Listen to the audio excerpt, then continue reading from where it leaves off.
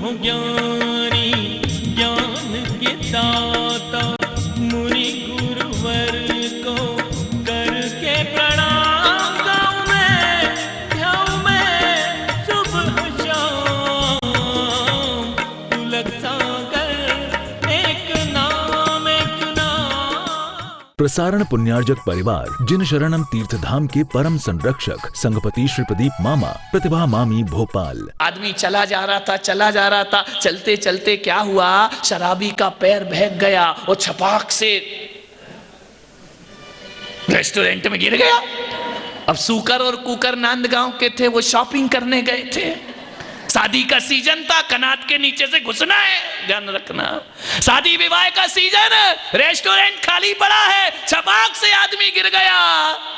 जैसे शराबी लोग गिर जाते हैं अक्सर नाली में, ध्यान रखना, वहीं पड़े मिला करते हैं। इतने में थोड़ी देर बाद सूकर कुकर दोनों शॉपिंग करके लौटे। बोले चलो यार अब घर चलते, गर्मी हो गई, थोड़ा आराम करते हैं। जैसे ही देखा, अरे ये तो आदमी पड़ा है हमारे रेस्टोरेंट में, आज तो ये चीफ गेस्ट है, आज तो मुख्य अतिथि है अपने यहाँ का।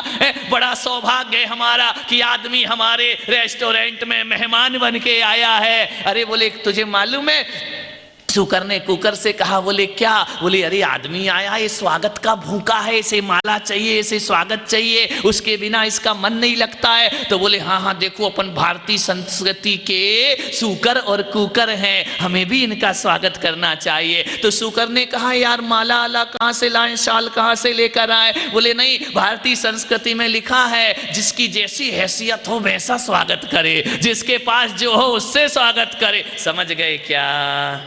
और अक्सर देखना, शराबी जब नाली में गिरता है ना, तो उसका मुंह खुला का खुला ही रह जाता है, बंद नहीं रहा करता है, पड़ा रहता है। तो सूकर ने कहा कुकर भाई पहले तू स्वागत कर दे, बाद में मैं कर देता हूँ। कुकर उतरा नाली में, जैसे ही उतरा उसने जाके पहले मुंह सूंघा उसका। बोले धत तेरे की, शराब पी के आया है। अरे मूर्ख आदमी, जिसे मैं नहीं पीता उसे तू पीता है। कभी देखा किसी कुत्ते ने शराब पी हो? ध्यान रखना।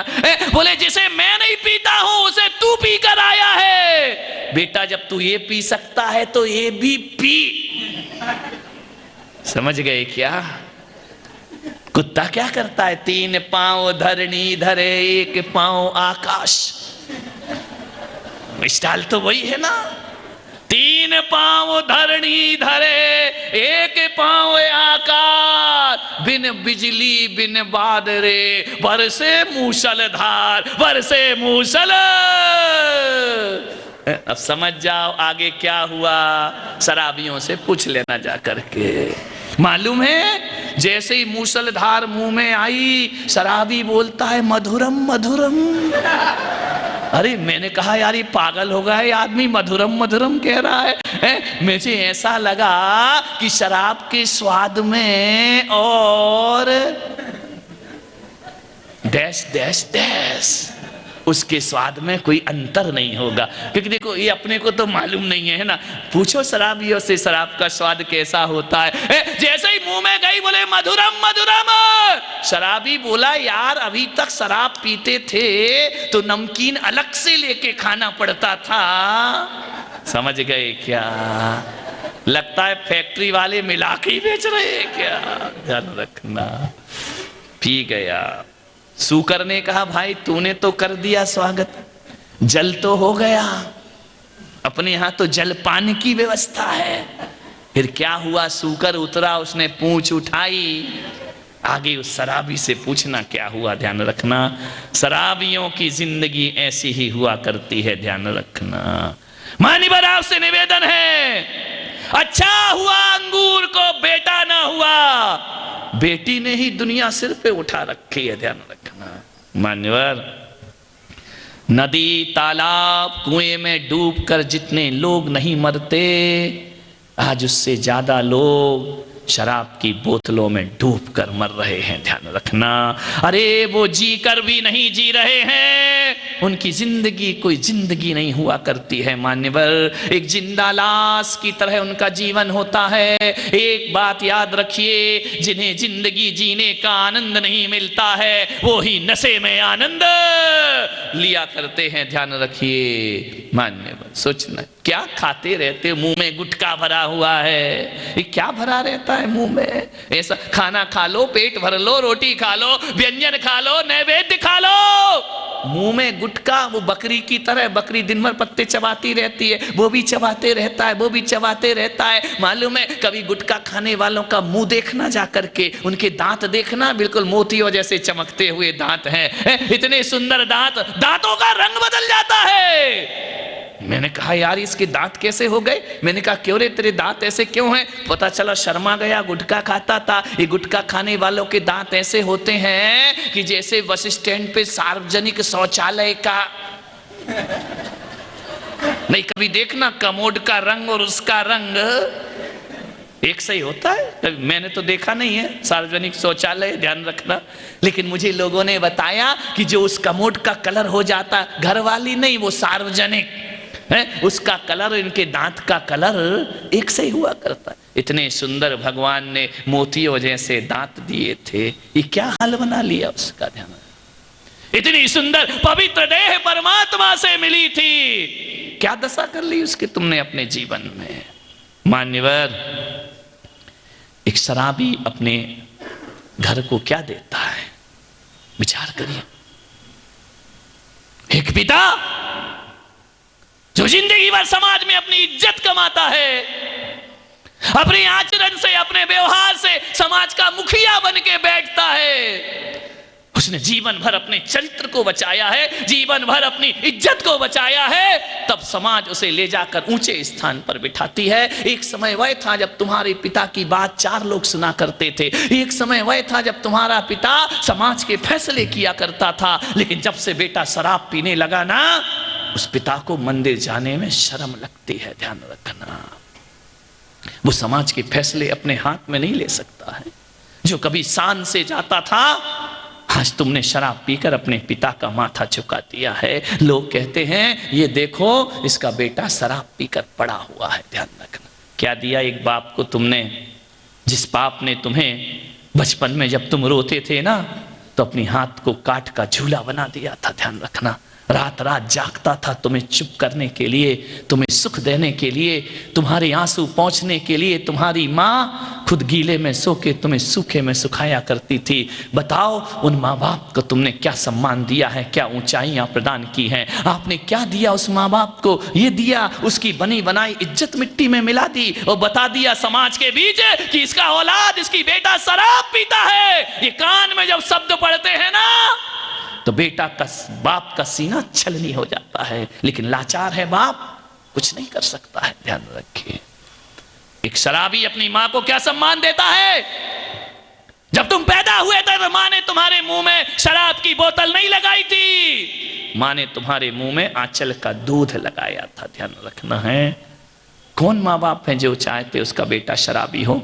कोई माँ बाप हो तो हाथ उठाओ। ध्यान रखना, जो सोचते हो कि मेरी कोख से जो जन्म ले नई नई बहुएं बैठी हैं, क्या आप चाहती हैं कि आपकी कोख से पैदा हुआ बच्चा शराबी बनना चाहिए? आपकी कोख से बच्चा पैदा हुआ, एक याद रखना, शराबी का बाप, शराबी बाप भी नहीं चाहता है कि मेरा बेटा शराब पिए। ध्यान रखना, एक जो सिगरेट पीता है ना, और वो सामने बच्चे के सिगरेट पी रहा है, लेकिन बच्चा पिए तो उसे अच्छा नहीं लगता है। खुद शराब पी रहा है, बच्चा पीने लगे तो उसे अच्छा नहीं लगता है। ध्यान रखना, इसका मतलब है एक शराबी भी नहीं चाहता कि मेरी औलाद शराबी बने। ध्यान रखना, फिर तो तुम्हारे माँ बाप इज्जत वाले हैं। ध्यान रखना, क्या दिया एक माँ को?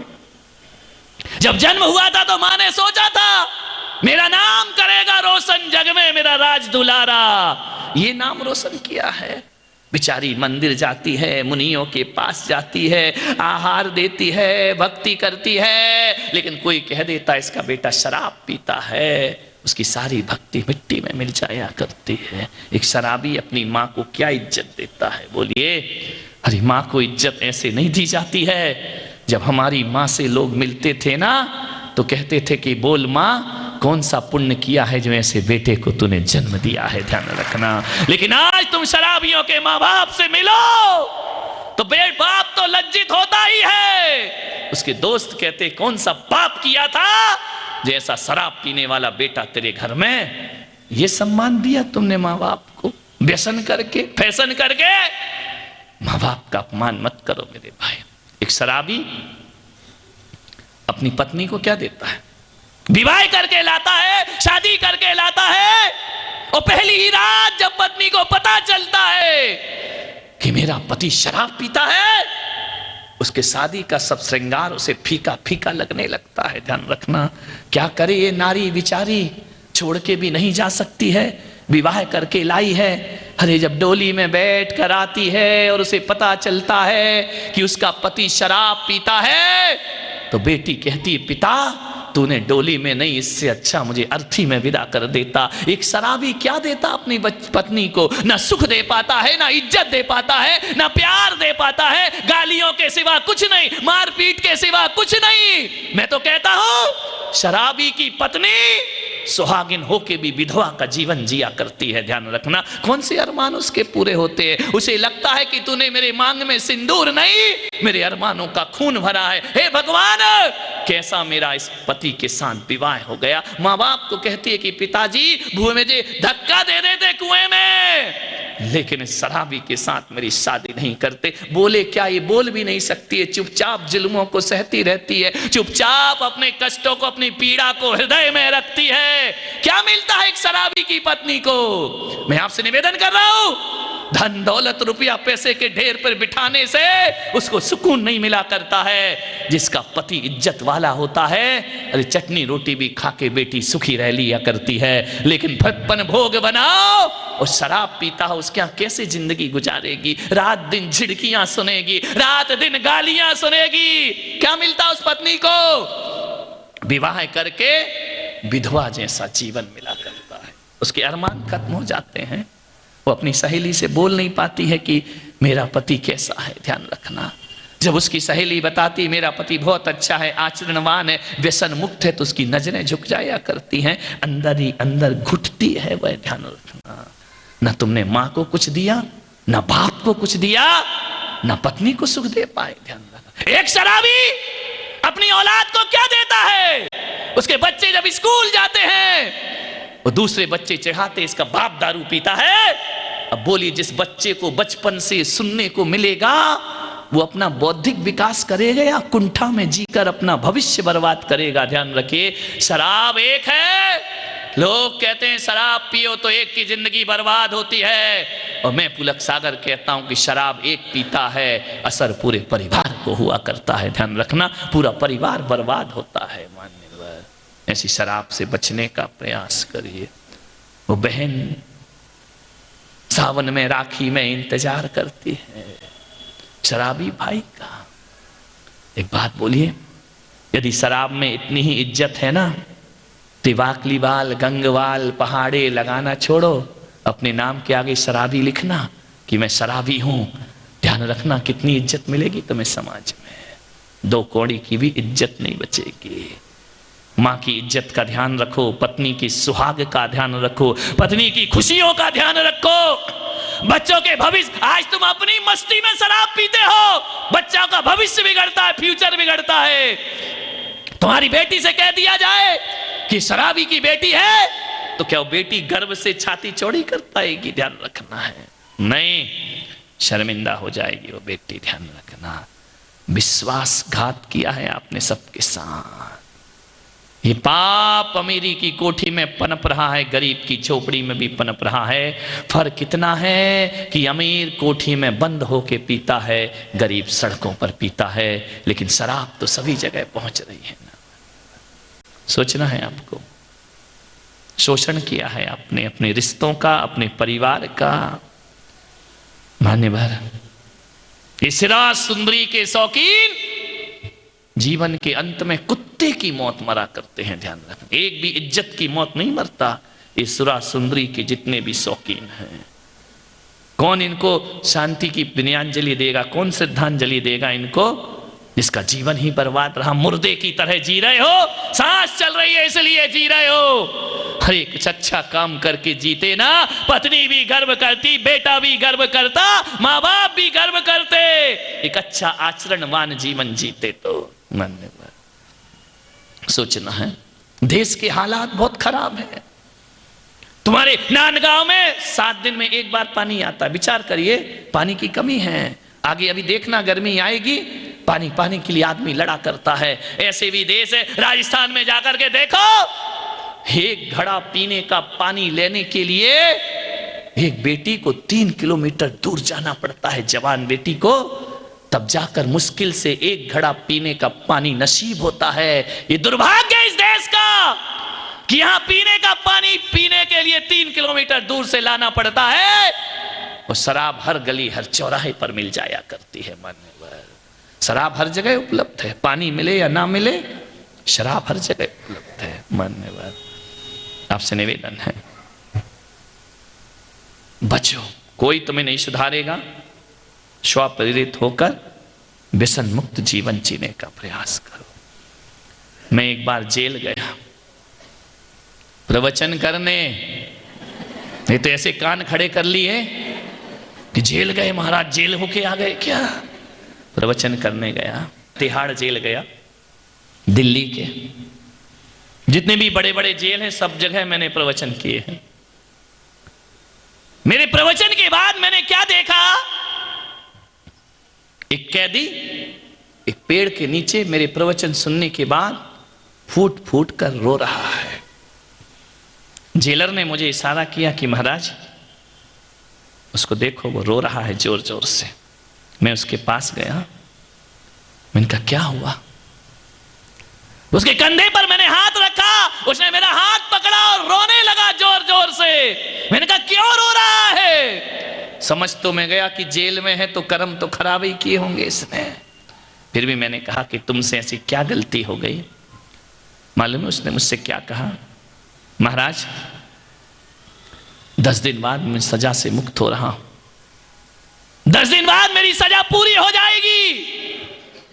एक जेलर को इतना अधिकार होता है, यदि व्यक्ति का आचरण अच्छा होता है ना तो 15 दिन पहले भी वो छुट्टी दे दिया करता है। ध्यान रखना, उसकी सजा से पहले भी उसकी सजा माफ नहीं होती तो अच्छा आचरण रखो जेल में तो हाफ तो हो जाती है। ध्यान रखना, ये कानून है हमारे देश का। यदि आदमी सुधर गया तो 14 वर्ष से पहले भी बाहर निकल सकता है। उसने मेरा हाथ पकड़ा, आंसुओं से भिगो दिया, कहा महाराज जेलर साहब से बोल दो। मैंने कहा क्या बोल दूं, कि मेरी सजा माफ नहीं होना चाहिए। प्रसारण पुण्यार्जक परिवार जिन शरणम तीर्थधाम के परम संरक्षक संघपति श्री प्रदीप मामा, प्रतिभा मामी, भोपाल। गुरु तुम हो ज्ञान